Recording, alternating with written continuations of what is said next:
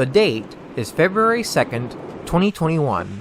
On this cold, snowy day, I was out at Valley Crossing because I heard that Southern 8099 was back in Columbus again. To the south were two high-rail cars headed north, and to the north was a lone locomotive coming south. When the two high-rail cars got to the crossing, they came to a stop, so I turned my camera north to see the lone locomotive come.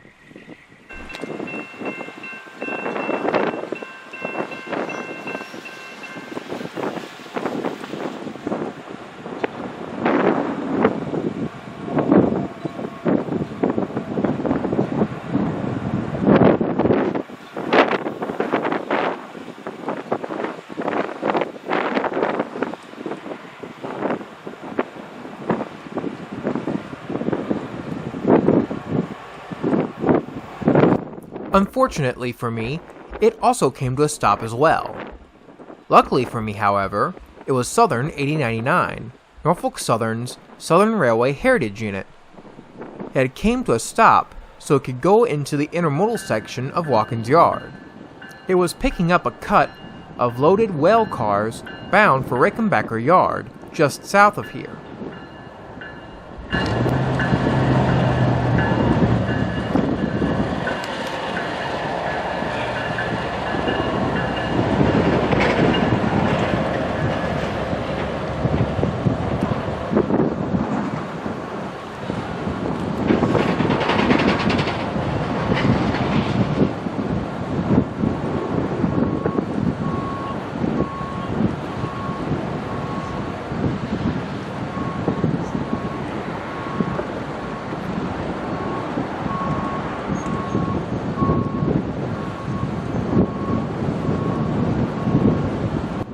As soon as 8099 was across the main line and into the intermodal part of Watkins Yard, I got to watch as the two high-rail cars then came across the crossing.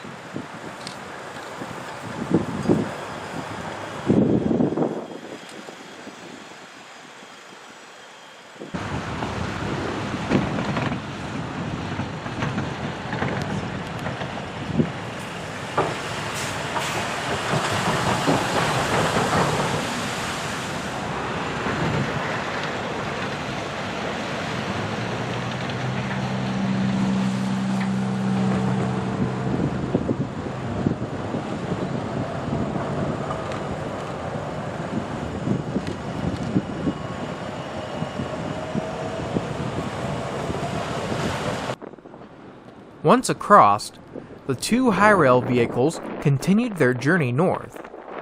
After about a half an hour of waiting, Southern 8099 finally came out of the Watkins Yard intermodal facility, ready to head south to Rickenbacker Yard.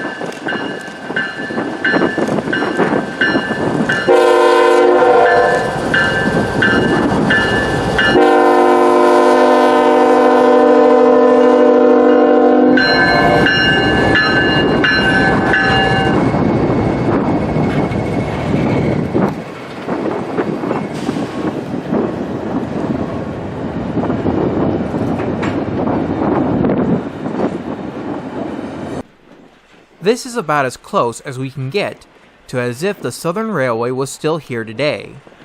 Just pretend not to see the barely readable NS on the cab sides. Anyway, Southern 8099 is a GE ES44AC, built in 2012 for Norfolk Southern. It was given its Southern Railway paint scheme as part of Norfolk Southern's 30th anniversary celebration. As part of it, 8099, as well as 19 other Norfolk Southern locomotives, both GE and EMD, were painted as heritage units to commemorate all the other railroads that would eventually become Norfolk Southern. After 8099's train got by, I then relocated to Commerce Street in Lockbourne, Ohio. When I got down there, Norfolk Southern 9546, 7605, and 1836 were shunting a cut of cars into Rickenbacker Yard.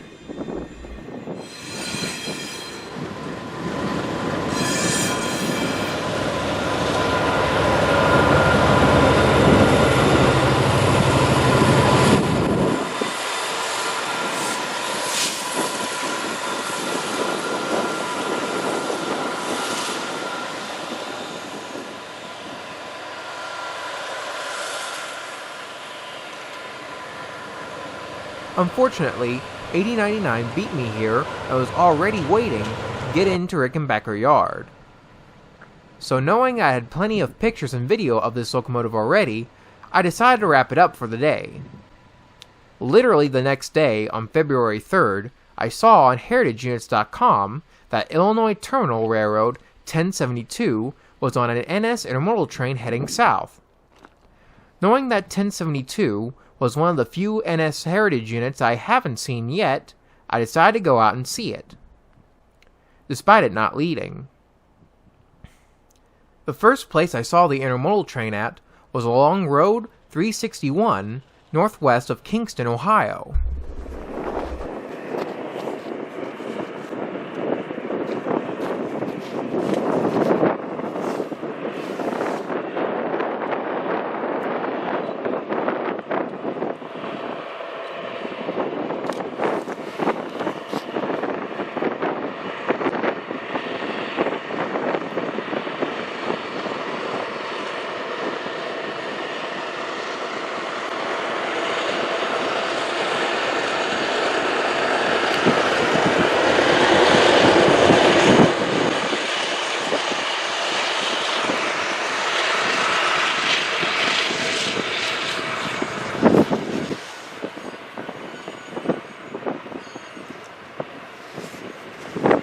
The other locomotives on board this train today were Norfolk Southern 9438 and 9546, both GE C44-9Ws, and 1017, and EMD SD70 ACE.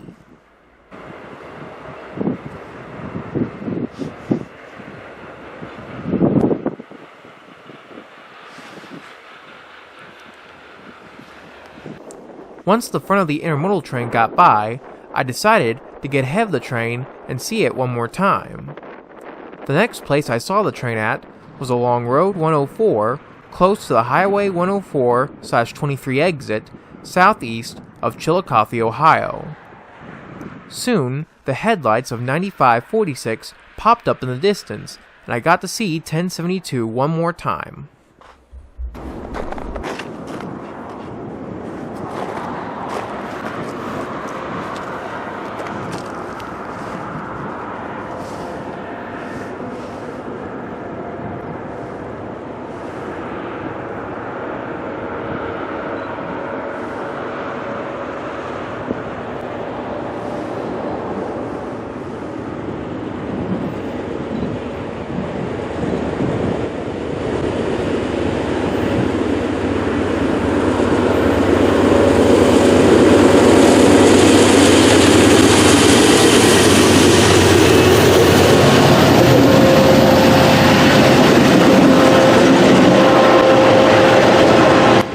Illinois Terminal Railroad 1072 is an EMD SD70 ACE, built in 2012 for Norfolk Southern. Just like 8099, 1072 was given its Illinois Terminal paint scheme in order to celebrate Norfolk Southern's 30th anniversary. The Illinois Terminal Railroad was an interurban railroad that was started back in 1890. The railroad ran in central Illinois, serving Springfield, Peoria, Bloomington, Decatur, Danville, Alton, Illinois, and St. Louis, Missouri. They were best well known for their interurban passenger services between all the cities they served, running many different types of interurban cars. Sadly, though, by the 1930s, passenger service on the Illinois Terminal was on the decline. The Illinois Terminal was one of the last interurban railroads to offer passenger services until 1958, when the IT abandoned its last passenger line, ending passenger services on the IT. Despite losing its passenger services on the Illinois Terminal, it still survived thanks to its freight business. As a side note, the IT ran its freight services with electric engines until the 1950s, when the railroad began to dieselize its freight services. By 1955, all freight services on the railroad were operated by diesels, and the only electric trains still operated by the IT were what remained of the passenger services, and by 1958, all trains on the IT were operated by diesels. Sadly though, during the 1950s, the Illinois Terminal began to abandon lines it considered to be unprofitable.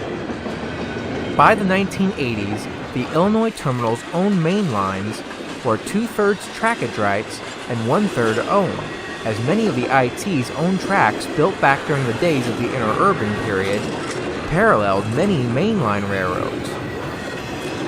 Then, on September 1st, 1981, the Norfolk and Western Railroad purchased the Illinois Terminal Railroad, and by May 8, 1982, the IT's corporate existence came to an end. The only part of the Illinois Terminal that is still owned and operated by Norfolk Southern today is the line running from East St. Louis to Alton, Illinois. Despite how little tracks is still owned and operated, Norfolk Southern still thought it was necessary to represent the Illinois Terminal Railroad with a heritage unit.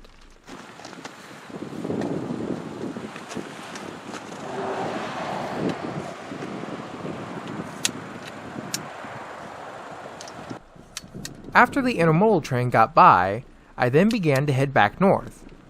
Along the way, I ended up finding the steel girder and floor beam system bridge, which carries Norfolk Southern over both Road 180 and the Kankakee Creek, just northeast of the small community of Delano, Ohio. The bridge was built in 1935. I saw on the ATCS that a train was coming, and I wanted to see a train come across the bridge, so I decided to wait here for a little bit. I then looked back at the ATCS, only to find that the train I was waiting on was stopped. So, I got back on the road again to go and find it.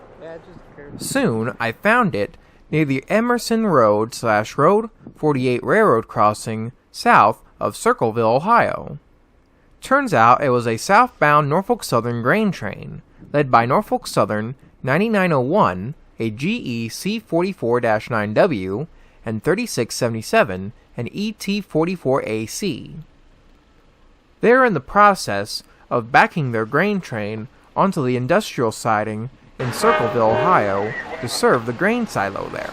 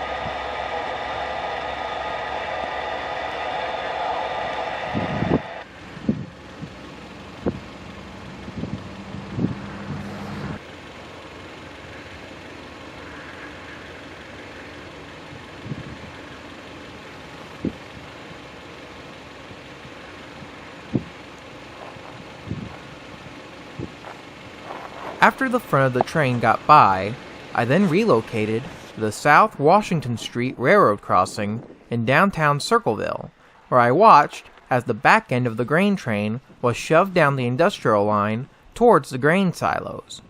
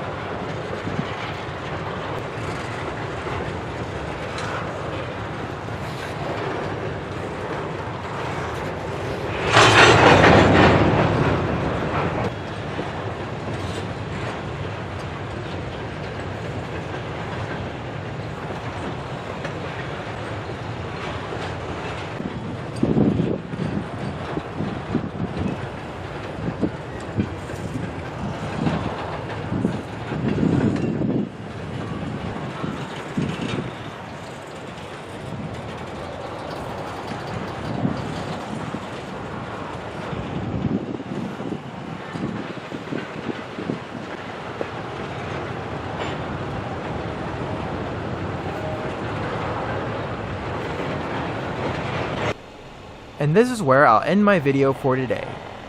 The grain train came to a stop here, and it was already getting very cold by this point, so I decided to go home and warm up. Anyway, I hope you guys enjoyed this video, and I hope you guys have a good day. See you later!